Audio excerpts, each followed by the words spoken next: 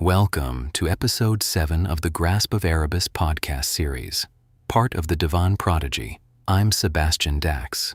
In this episode, we shift formats and take a closer look at the shadow creatures themselves, a deeper dive through a series of questions. So, let's begin. The first question is always the same. What do they look like?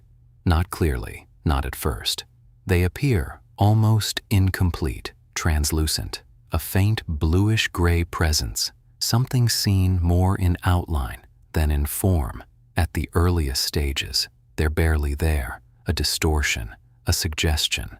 But as the invasion progresses, they change, they gain definition, weight, presence. What begins as something imagined becomes something seen, and eventually something physical. Who sees them? More people than you might expect. Anyone with even a trace of empathic sensitivity can encounter them, not always directly, sometimes as nightmares. But for some, those nightmares don't stay contained. They bleed through. Travelers, of course, see more. Under the right conditions, they see clearly. And the cult has learned how to make that visibility intentional. But early on, the connection is incomplete. The creatures sense something, awareness, presence, but not location. It frustrates them, drives them, because they are drawn to it. Every traveler will encounter them. Eventually, they always have. So are the creatures aware of us? Not fully. Not in the way we understand awareness. But travelers are different. To them, a traveler is a signal, a disturbance, something to be found. And once that signal strengthens, they respond. Because at their core, they are driven by hunger, a constant need to consume life force. Does it get worse? Yes. For most people, the experience remains indirect, subtle, but not harmless. Those early encounters, the nightmares, are not just images. They are contact, a slow draining. For travelers, it becomes direct. They are pursued, sought out, their life force targeted, and as the invasion deepens, that pursuit intensifies. Have they been here before? Always. Since the beginning of human awareness.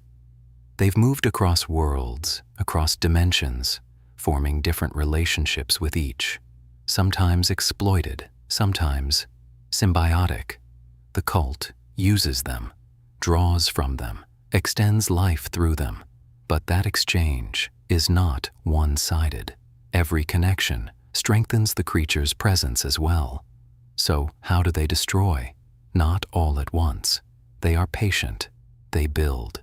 A steady pressure, a growing influence. They observe, stalk, wait, then act. And when they gain enough presence, the violence becomes physical, direct. They feed, consume, driven by something that never ends.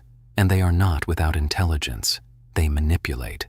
They find weakness, amplify it, turn it into access.